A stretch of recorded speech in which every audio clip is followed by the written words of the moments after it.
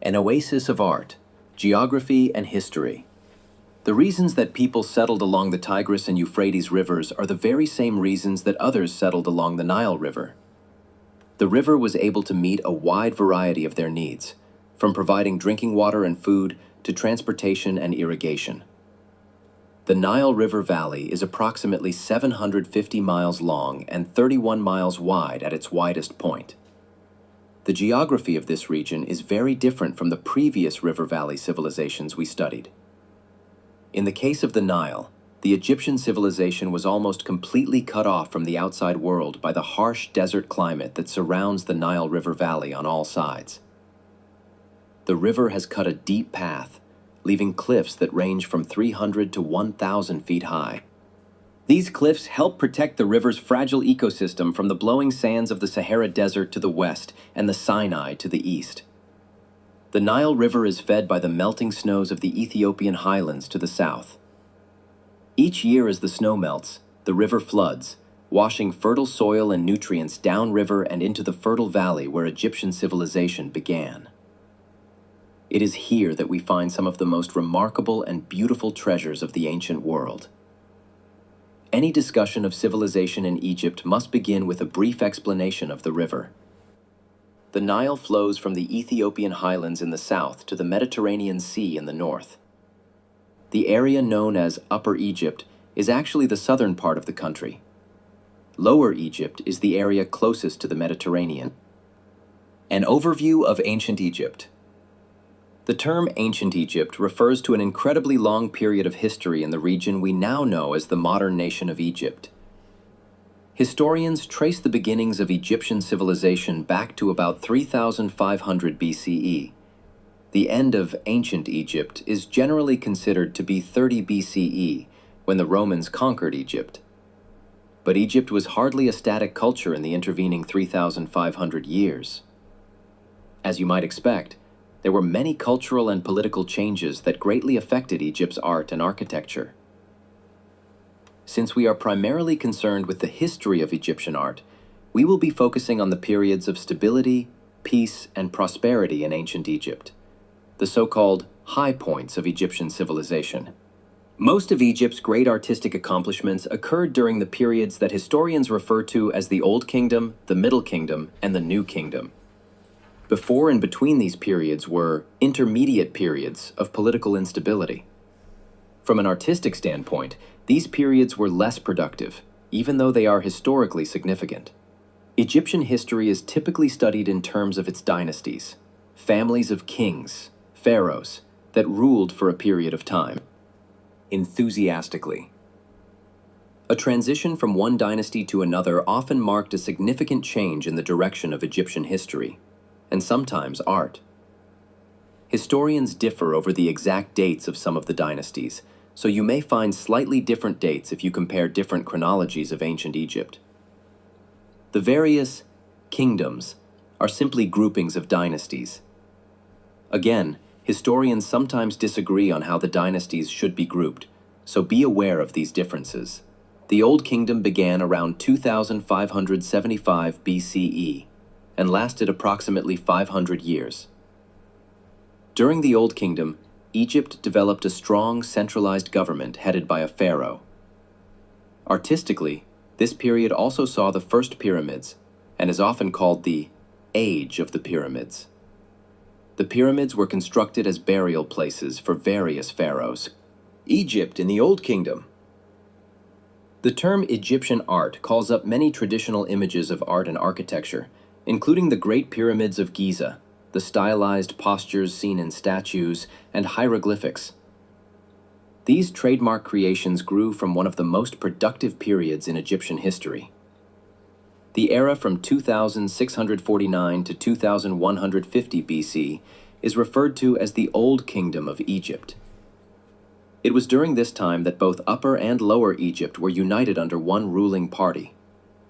This political stability allowed for abundant growth in art, technology, and society. The surviving artwork from this time period was primarily focused on two main concepts.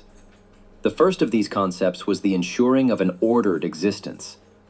The hierarchy of society, worship of the gods, traditions, and history of the people were recorded in the artworks.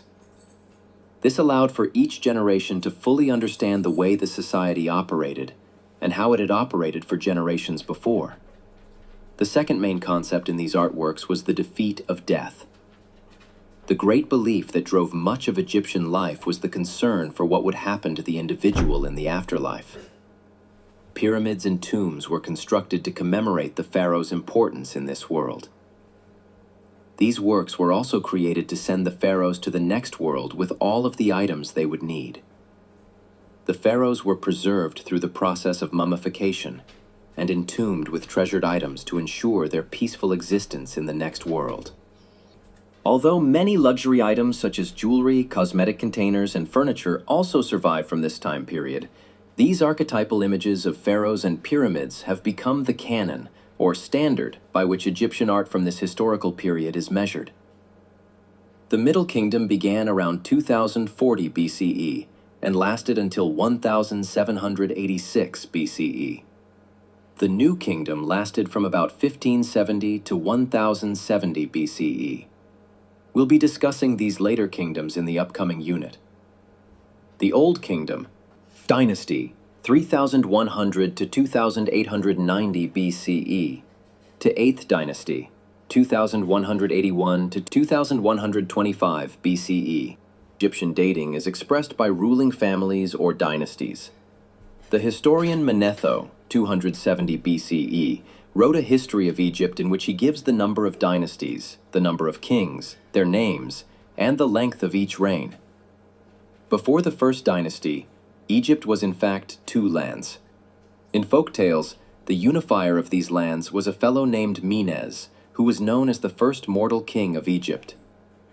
The Greek historian Herodotus records that this king founded the Egyptian capital, Memphis, by damming the Nile to reclaim land for the city. During the Old Kingdom, papyrus was invented, and as a consequence, writing was used as an administrative tool of government. This created conditions for prosperity, which can be seen in the magnificent artifacts that have been found from this period. Papyrus. Today, artists and architects take their sketch pads for granted, but it wasn't always so easy to whip out a sheet of paper and start drawing. One of the most important contributions to art by the ancient Egyptians is something that seems relatively mundane: the invention of paper.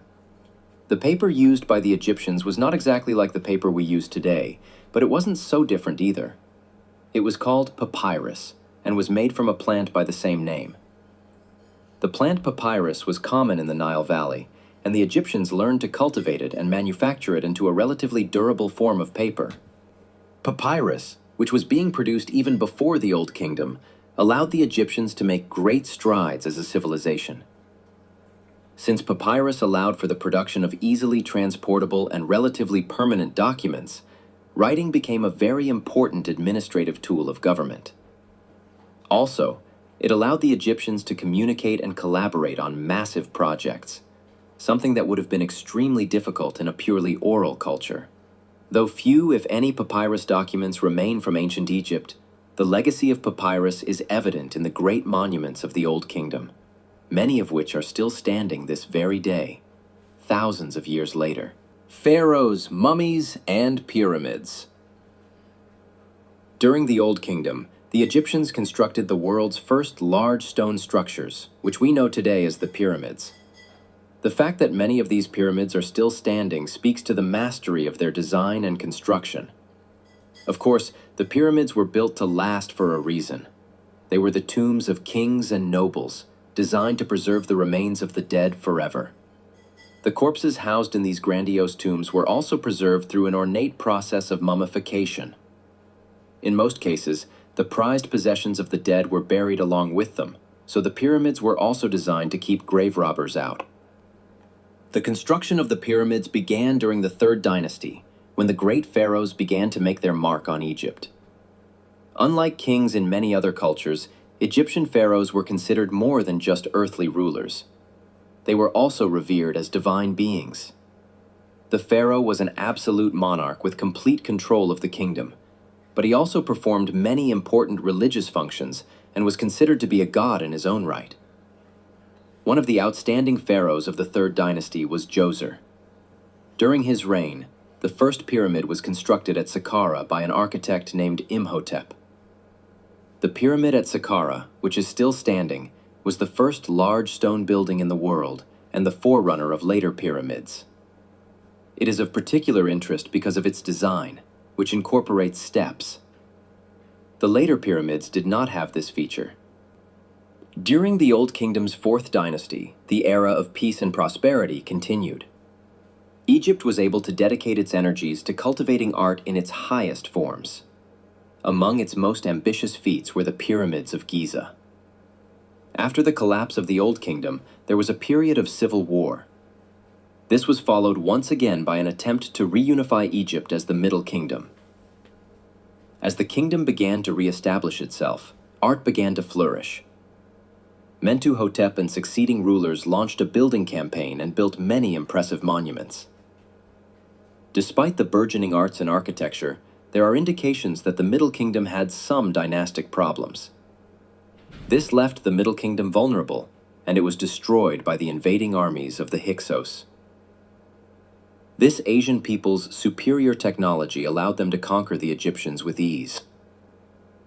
After 200 years of Hyksos rule, the Egyptians mastered the horse and chariot, as well as the iron tools and weapons of their conquerors.